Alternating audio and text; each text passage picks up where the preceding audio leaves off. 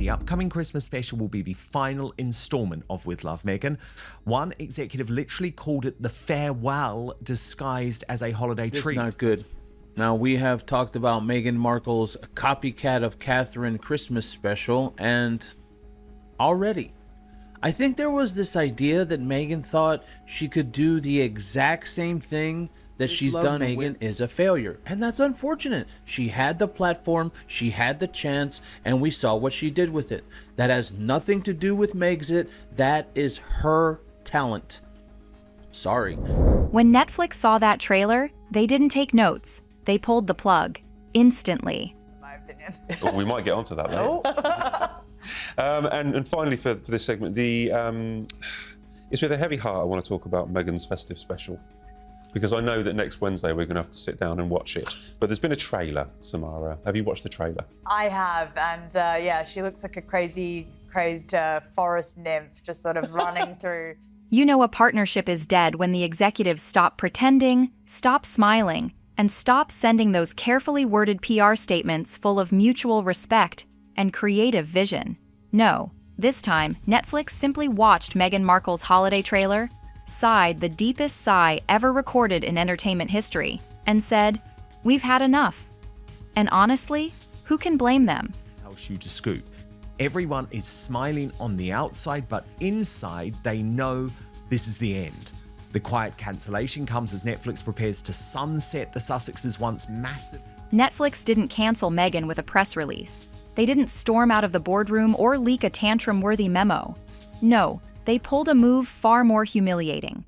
They wrapped the breakup in twinkly Christmas lights, sprinkled fake gingerbread dust on top, and handed Meghan a festive farewell disguised as holiday cheer. It's the corporate version of smiling sweetly while quietly pushing someone out the door and locking it behind them. Through the pine trees, and it's all, the only thing that's missing is her family or any sense of family. It's a bunch of people on the payroll of Netflix and different fake friends. Behind the soft glow, the curated coziness, and the fake warmth of the With Love, Meghan Christmas special. Every insider already knew the truth. This was Netflix's breakup gift, a bow on a box containing a final warning. The streamer didn't just lose interest. They reached the point where every Meghan pitch sounded like recycled Pinterest boards dipped in PR syrup. One executive reportedly said the Christmas special felt like the most polite termination package in entertainment history. Netflix has zero intention of renewing. The couple will shift into far smaller, far weaker first look arrangements. It's not just a downgrade, a senior streamer source insists. They gave her lighting, they gave her editing, they gave her every chance to appear relevant. But the festive packaging was nothing more than camouflage for the decision already made behind the scenes. The special wasn't a celebration, it was an obituary. A shiny, cinnamon-scented goodbye note. Dramatic green light era. Meghan may still have projects bubbling, documentaries, book adaptations, concept pictures, but With Love, Meghan has already been treated like yesterday. Meanwhile, Meghan strutted around the promotional circuit as if this was her big holiday moment, unaware that even the interns knew this special was her final curtain call. Netflix created a holiday send-off, all right, a glitter-covered exit sign, and everyone but Meghan saw it for what it was, a beautifully wrapped breakup. The closing credits, another insider says, season 3, don't even dream about it. So Tash, this is quite disastrous news. It is. The Sussexes once strutted into Netflix headquarters like Hollywood royalty, multi-million-dollar contract, top-tier billing, automatic green lights. Their names alone could trigger trending tabs. But fast forward to now, and the mighty deal that launched their Hollywood era is quietly being swept into the streaming cemetery. No ceremony, no flowers, no thank you for your service. Just a silent burial at the back of Netflix's content graveyard. News for us, I guess. It's not unexpected, is it? I mean, it was a flop. It was a flop. It was boring. It was awful. The contract expires in September 2025, and Netflix has already made its stance painfully clear. There is absolutely no intention of renewing it. Not review, not renegotiate, not even pretend. Executives are done with the Meghan Markle show, and they're not shy about it. They've moved on to creators who actually produce content the audience wants, not endless monologues about finding your light. One person. It's going to be quite a lonely Christmas in Montecito when she's surrounded by just her children who have never met their cousins and Harry, because they're estranged from everyone else. Once upon a time, Meghan and Harry could pitch a napkin sketch and get a full production team attached. Now they'll be lucky if a junior assistant agrees to scan their proposals. The downgrade is brutal. They're being shoved from the VIP lane into the "please submit your idea and wait 12 to 18 months" queue with everyone else trying to make it in Hollywood. Boring recipe, it's a lot of Meghan. She's got a couple of friends briefly featuring, but a lot of it is just all. As one insider put it, the Sussex deal isn't being renewed because it never delivered, unless you count drama, disappointment, and dull documentaries. Netflix hasn't just closed the door. They've welded it shut, put up drywall, painted over it, and pretended it never existed. The era is over, and Meghan didn't see it coming. Crazy uncle or a mum that they don't want to associate themselves with. But I just hate the fakery of it. Don't pretend that you're having this wholesome Christmas. I want a bit of realism from Meghan. She's not giving any of it. Inside Netflix headquarters, the holiday special has earned a brutal, sarcastic nickname, the closing credits. The kind of moniker that spreads from cubicle to cubicle with a smirk. The kind of label that makes it crystal clear the staff has mentally checked out from anything Sussex related. Strangers. Nothing says Christmas festivities like a room full of strange people. Even she went out Christmas tree shopping. Obviously, it's just for the show, but without the children. Again, it doesn't really make you feel warm. While Meghan is out here projecting confidence, posting glamorous stills, and carefully crafting captions filled with syrupy faux optimism, Netflix insiders are already treating the entire franchise like outdated holiday decor, something you pack away in January and never look at again. Yeah, exactly. She brought in Harry for the trailer. Is that what this show needs? I think they're kissing, weren't they? They were having a little. Good Lord. One executive didn't even hesitate. Season 3? Don't even dream about it. The message is so loud it's almost musical. Netflix doesn't care how many gingerbread crafts Meghan films, how many strangers she invites to her awkward lifestyle segments, or how many forced couple moments she squeezes out of Harry. The numbers are in. I think it just smacks of desperation, Matt, doesn't it? What's she going to do next? Will Harry appear in the actual series? The audience reaction is clear. The franchise is a flop. The concept is tired. And Meghan's on-screen presence is described by staff as warm as an iPhone update notice. Netflix isn't just disengaged, they're done. With Meghan, I don't know. The show was just a complete and utter disaster from start to finish. I'm glad to see the end of it, in all honesty, but I can't imagine it, Meghan. The special was never meant to continue. It's the streamer equivalent of giving someone a farewell pastry at the office. The crumbs are polite, the message is not. And the cruelest part? Meghan still thinks she's building momentum, but Netflix has already moved on to younger, fresher, more bankable stars. The curtain didn't just fall, it dropped on her head. And then that's it, and we won't see any more of him. Well, surely a festive special should have family. Nothing, absolutely nothing, prepared viewers for the breathtaking awkwardness of Meghan's bombed holiday trailer. It wasn't charming, it wasn't festive, it wasn't heartwarming. It was a 90-second crash course in secondhand embarrassment, a masterclass in how not to market a Christmas special. Cheer to the table. And what about the kiss, Tash? A lot of views on this. The Royal Grift posted the blood royal can no longer hold. The main offense? The now infamous kiss. Harry, looking exhausted, unshaven, and spiritually unwell, is minding his business, literally eating, when Meghan swoops in like a director yelling, "Action!" She grabs his shoulder, clenches her jaw, and drags him into a kiss that has all the passion of a hostage negotiation. Meanwhile, Harry's eyes scream, "Please let me finish my cereal." I should be glued to my Netflix TV next week to watch it and see what she comes up with, because she's got to pull something out of the bag. There's also an advert at the end, I believe, to buy her. This isn't romance. This is performance art about emotional discomfort. Even worse, Netflix's cameras did Harry no favors. His hairline looked harsh, his posture defeated, his vibe completely mismatched with Meghan's forced marshmallow cheer. If Meghan approved that footage, she must have done it out of spite, because she let the world see her husband looking like he'd just been dragged through a hedge backwards. Mole, right? Tell me you don't love your husband without telling me you don't love him. And I just thought they did the dirty on him here. Like, you know how sensitive he is about his hairline, and it has never looked so appalling. He does look rough. Instead of selling love, joy, and holiday magic, the trailer sold tension, overacting, and awkward couple dynamics. It was the cinematic equivalent of an uncomfortable family gathering you can't escape. And Netflix saw exactly what the world saw. A trailer so painfully bad, it sealed the show's fate. And then I believe part of the trailer, she's made an edible wreath out of broccoli and greens. Ew. Yeah, exactly. First of all, no, like, where are the potatoes, where are the carbs? Because that's what my Christmas looks like. It doesn't look... Harry was never supposed to be part of With Love, Meghan. The show was marketed as her creation, her vision, her lifestyle fantasy. But Netflix knew something Meghan refused to admit. Nobody wants to watch Meghan Markle glue sequins onto pine cones for 45 minutes. So suddenly, magically, Harry appears in the trailer, looking like a man caught in the wild rather than a co-star. The moment is comically tragic. He's mid-meal, looking at his bowl like it contains the only joy left in his life. Then it happens. Meghan swoops in like a hawk circling prey. She grips his shoulders, forces him into frame, and yanks him toward her.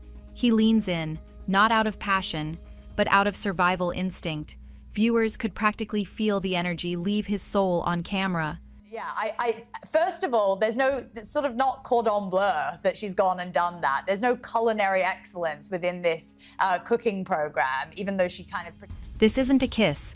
This is a PR stunt written in Meghan's handwriting. Netflix execs reportedly demanded Harry appear to boost views, and Meghan delivered, even if Harry looked like he wanted to crawl under the table. His eyes betray him, glazed, distant, pleading. He's not filming a trailer, he's enduring a marital performance review. The entire interaction proved what viewers already whisper: Harry has become a human prop, wheeled out whenever Meghan needs to resuscitate a failing project. This wasn't affection, it was optics. And Harry was simply available. Rough. I thought that he looked like he'd been dragged through a hedge backwards. Obviously, Meghan has allowed him to wear not a grey polo neck. He's now been upgraded to her colour sort of style. Let's be brutally honest. The show was doomed the moment Meghan pitched it. Viewers didn't want a glossy, overproduced, Pinterest board version of Christmas. They didn't want faux host energy, Instagrammable crafting scenes, or Meghan's "see how relatable I am" performances. The whole concept felt like she Googled how to seem normal and built a series around the results. Meghan has put her arm around him to pull him in for that kiss to make sure that he doesn't back out of it. She doesn't look that impressed to be kissing him, to be fair, if you look at her. Every episode followed the same exhausting formula. Meghan smiling too hard, strangers pretending to be comfortable, awkward laughter, and overly curated moments meant to pull heartstrings, but instead triggered yawns. It was lifestyle content without lifestyle charm, a holiday series without holiday joy, a host without hosting warmth. Kisses him. It's all performative. It's all for the cameras. No wonder Harry's probably a little bit stiff. I mean, he was just trying to just... Even the Christmas tree shopping segment felt fake. Meghan wandering through the lot without her kids, acting like a Hallmark heroine minus the charisma. It wasn't cozy. It wasn't charming. It was sterile. Critics called it stiff, soulless, and the world's longest scented candle commercial. Film the man. Why he's eating, probably got a case of the munchies, and Meghan's like, oh, I'll make this about me, Harry. Viewers called it worse. By episode 2, the audience drop-off was catastrophic. People wanted authenticity and got performance. They wanted insight and got Meghan rambling about mindfulness while arranging ornaments with strangers whose names she probably forgot instantly. I just want to eat my food. And Netflix gets what they wanted, which is Harry in their trailer, Exactly. for the Christmas special. Try and give it a boost. It's awful. We know, though, Tash, what Meghan actually... The worst part? Meghan thought she was creating her Martha Stewart moment. Instead, she created a sleep aid. No wonder Netflix cut the cord. The show wasn't just a flop, it was an endurance test. Exploit the children. You know, that is absolutely phase 2 of this plan. And immediately following the Netflix act scene, shoot a scoop. With Netflix slamming the door shut, Meghan has shifted into panic mode. But instead of recalibrating, strategizing, or acknowledging the flop, she's doing what Meghan always does, launching a new brand identity out of thin air. And this one? A mommy empire. That she is plotting, and my God, I cringe at this, but you just know it's inevitable, a mommy empire. Insiders say Meghan is now exploring children's lifestyle products, family-friendly programming, kid-centric content, high-end parenting guides, and most painfully transparent of all, a digital creative hub dedicated to motherhood. Essentially, she wants to become a mashup of Goop, Pottery Barn Kids, and a parenting podcast hosted by someone who doesn't actually spend time with her own children. The breadcrumbs were all over the holiday special. Cozy family energy, kid-adjacent symbolism, and curated mom vibes meant to ease the audience into Meghan 2.0, the maternal innovator. She even started strategically referencing Archie and Lilibet, inserting symbolic glimpses the way influencers use their children for engagement spikes. Elaine, insiders believe she could dominate immediately. Sources familiar with the chatter tell Shoot a Scoop that Meghan's recent holiday special curated family content and crafty, homey social moments. One exec described it as a soft launch of something she wants us to believe is natural, but feels about as organic as plastic mistletoe. Hollywood watchers see right through it. This isn't evolution. This is reinvention out of desperation. And yet Meghan is determined to force-feed this narrative until the public buys it, even if the public absolutely does not. Netflix may be done with her, but Meghan is not done creating new versions of herself. Whether anyone cares is the problem. Tell Shoot a Scoop that Meghan has been quietly exploring ideas ranging from children's lifestyle items to family-friendly. Meghan can rebrand herself as a lifestyle guru, a wellness visionary, or a holiday hostess all she wants. But the moment she tries to enter the mommy market, she hits a wall taller than Windsor Castle. The simple truth? The public does not believe Meghan is a hands-on, engaged, nurturing mother. And no amount of holiday trailers or curated interviews is going to change that. For years, Meghan has kept her children at a distance, mentioned occasionally, photographed strategically, and used symbolically. She doesn't share stories that feel real. She doesn't have that natural maternal warmth. She rarely references daily routines, challenges, or the messy human side of parenting. Instead, her motherhood appears airbrushed, scripted, and PR polished. The Harper's Bazaar interview only confirmed what people already suspect. Meghan proudly described dragging Lilibet into a meeting and sitting her on her knee, as if this rare, novelty moment proved she's Mother of the Year. The quote backfired so badly it became meme material. Shielded but symbolically present have only intensified speculation. She's leaning into warm, seasonal, mom-centered energy, another source tells you. People don't buy the mommy act because it feels transactional.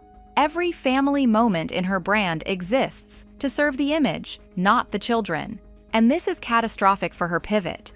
The parenting space is built on authenticity, relatability, chaos, and vulnerability, all qualities Meghan avoids like bad lighting. Her mommy empire dream is built on a foundation of nothing. If Meghan truly wants to own the parenting niche, she'd have to show genuine motherhood. And that is something she has never, ever done. Soft launch of a bigger branding play. Executives watching the trend tell Shoot a Scoop they sense a hybrid coming, part lifestyle platform. Behind the scenes, Meghan is reportedly furious. Not mildly annoyed, not inconvenienced, furious. The holiday trailer was supposed to be her big comeback, her cozy re-entry into Hollywood relevance. Instead, it became a public roasting session and the final nail in her Netflix coffin. She's evolving her long-term creative strategy to include family-focused storytelling. But isn't the fundamental problem here, Tash, that she can plan all of this as much as she wants? She can keep... She didn't expect the trailer to tank. She didn't expect the audience to mock the kiss, the vibe, the styling, the entire aesthetic. She didn't expect Netflix to treat the holiday special like a clearance bin send-off. But the harsh reality is simple. Wants. But no one buys into the idea of mommy Meghan because we know that she doesn't really give a damn about those children day to day, as the recent Harper's Bazaar interview. Hollywood has already packed up her relevance and moved on to new faces. Netflix executives aren't fighting for her, producers aren't circling her, studios aren't pitching offers. She's no longer the buzzy outsider shaking things up. She's now the overproduced content liability. And Meghan, for the first time since entering Hollywood, is realizing she can't charm, posture, or PR manage her way out of this one.